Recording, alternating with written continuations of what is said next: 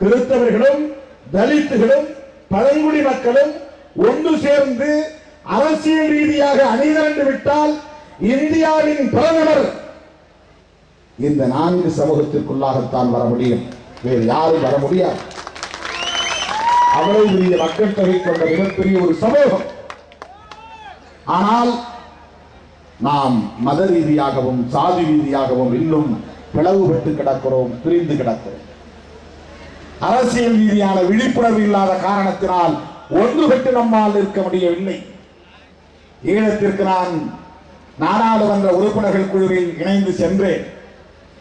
அங்கு வதை முகாம்களில் சிக்கி அல்லல்படும் நமது தமிழ் சொந்தங்களை எல்லாம் நேரிலே கண்டு துடியாய் துடித்தேன்.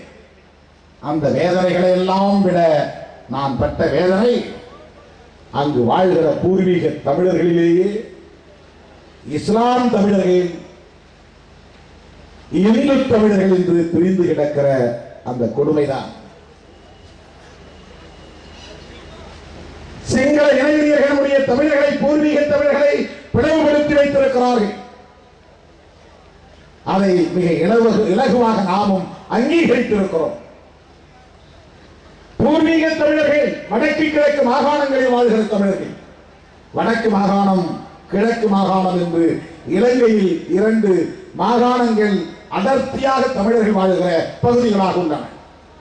அதில் கிழக்கு மாகாணங்களில் மிக அடர்த்தியாக இஸ்லாமிய தமிழர்கள் வாழ்கிறார்கள். விடுதலை புலிகளின் தொடக்க கால நடவடிக்கைகளின் போது இஸ்லாமிய தமிழர்களோடு ஏற்பட்ட முரண்பாடுகளால் இருவருக்கும் இடையிலே, இரு சமூகங்களுக்கும் இடையிலே பிணக்கு ஏற்படுகிறது, ஒரு இடைவெளி ஏற்படுகிறது. இந்த இடைவெளியை பயன்படுத்தி சிங்கள இனவெறி கும்பல் இரண்டாக அதை பிளவுபடுத்தி வைத்திருக்கிறார்கள்.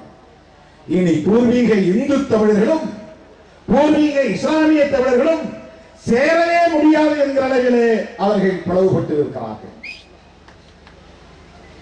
தமிழர்கள் மலையக தமிழர்கள் என்று ஒரு தனிப்பிரிவு.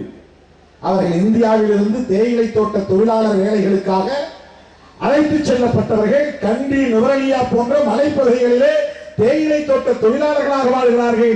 அவர்கள் தனி, அவர்கள் இந்த பூர்வீக தமிழர்களோடு இணைந்து இருக்கவில்லை.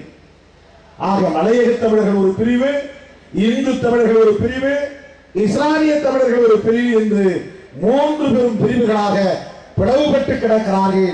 இதில் உள்ள கட்சிகள் அனைத்தையும் 3ஆய் 4ஆய் சிங்களவன் உடைத்து வைத்திருக்கிறார். இலங்கை முஸ்லிம் காங்கிரஸ் 3ஆக உடைந்து கிடக்கிறது. இலங்கை தொழிலாளர் காங்கிரஸ் 4ஆக உடைந்து கிடக்கிறது.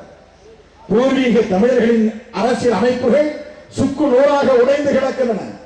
ஆக ஒட்டுமொத்த தமிழர்களையும் சிங்கள இனவெறியர்கள் தம்முடைய ஆளும் அதிகாரத்தை வைத்து பிளவுபடுத்தி வைத்திருக்கிறார்கள்.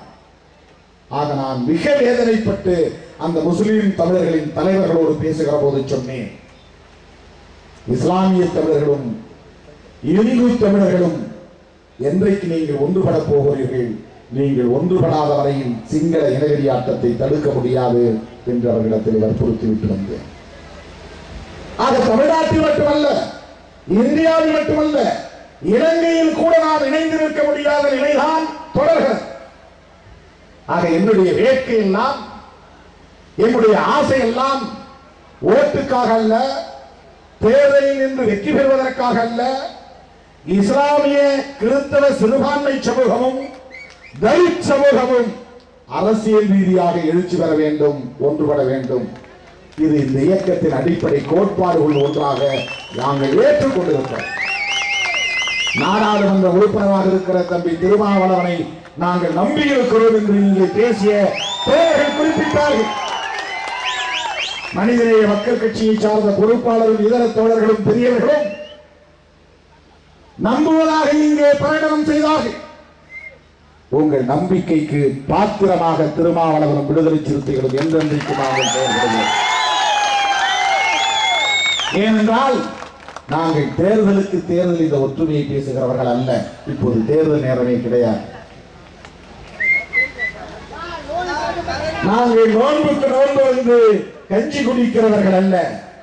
அப்படியே கஞ்சி குடிக்க வந்தாலும் கூட நாங்கள் உங்களுக்கு கஞ்சி கொடுப்போம் என்கிற வகையில் தான் உண்ணாவிரதம் இருக்கிற உங்களுக்கு நாங்கள் விருந்து வைப்போம் என்கிற வகையில் தான் இன்றைக்கு நாங்கள் செயல்பட்டு வருகிறோம்.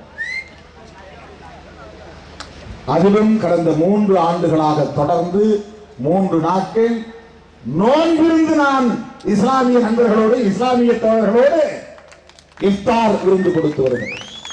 நானே நோன்பு இருந்து இது எத்தனை தோழர்களுக்கு தெரியும் என்று எனக்கு தெரியாது. ஆக மீண்டும் சொல்லுகிறேன், அழுத்தமாக சொல்லுகிறேன், ஓட்டுக்காக அல்ல, வாக்கு வங்கிக்காக அல்ல, அரசியல் ரீதியாக அனைத்து சமூகமும் ஒன்று சேர வேண்டும், அது விடுதலை சிறுத்தைகளின் தலைமையில் ஒருங்கிணைய வேண்டும் என்று விரும்புகிறேன். அது எங்களுடைய பேராவல். தலித்துகளாக இந்த மக்கள் ஓரங்கட்டப்பட்டு ஒதுக்கப்பட்டு அன்னைக்கு ஒடுக்கப்பட்டு கிடந்த நிலையில் கோடான கோடி தலித்துகளை அரசியல் மைய நீரோட்டத்தில் பொது நீரோட்டத்தில் கொண்டு இணைக்கிற களப்பணிகள் ஒன்றாகத்தான் இந்த உத்திகளையும் விடுதலை சிறுத்தைகள் கையாளுகிறது.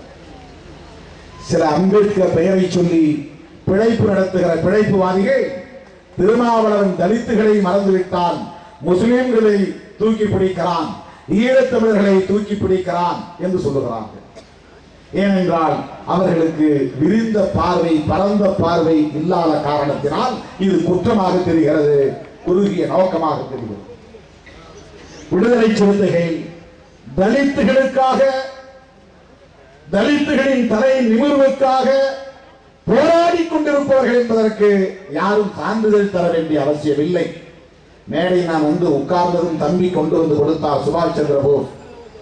இங்கே கோணாப்பட்டி என்கிற இடத்திலே ஒரு பிணத்தை தம்முடைய பொது இடத்திலே மயானத்திலே கூட எரிக்க முடியாத, புதைக்க முடியாத கொடுமை இன்னும் தொடர்கிறது. இந்த நாடு விடுதலை பெற்று 60 ஆண்டுகளுக்கு மேலாகிவிட்டது. இந்த மண்ணின் மைந்தர்கள் பிணத்தை புதைப்பதற்கும் கூட உரிமையற்றவர்களாக இருக்கிறார்கள். ஜனநாயகத்திற்காக விடுதலை சிறுத்தைகள் களமிறங்கி போராடுகிற போது கூட நியாயம் தலித்துகள் பக்கம் இருந்தாலும், நீதி தலித்துகள் பக்கம் இருந்தாலும், இன்னும் அதிகார வர்க்கம் தலித்துகளின் பக்கம் இல்லை. அப்ப கூட வந்து நீங்க உங்க இடத்துல புதைச்சுக்குங்க, அப்புறமா உங்களுக்கு நான் பொது இடத்தை பார்த்து தருகிறேன் என்றுதான் தாசில்தார் சொல்லியிருக்கிறார், என்றுதான் காவல்துறை அதிகாரி சொல்லியிருக்கிறார். ஆக தலித்துகளுக்கு பிணத்தை புதைப்பதற்கு கூட சுடுகாடு இல்லாத நிலை என்று வருகிற போது தலித்துகளுக்காகவும் விடுதலை சிறுத்தைகள் அங்கே களமாடுவார்கள். இஸ்லாமிய மக்களுக்காகவும் பாபர் மசூதியை கட்டி எழுப்ப வேண்டும் என்பதற்காகவும் விடுதலை சிறுத்தைகள் களமாடுவார்கள். ஈழ தமிழர்களுக்கு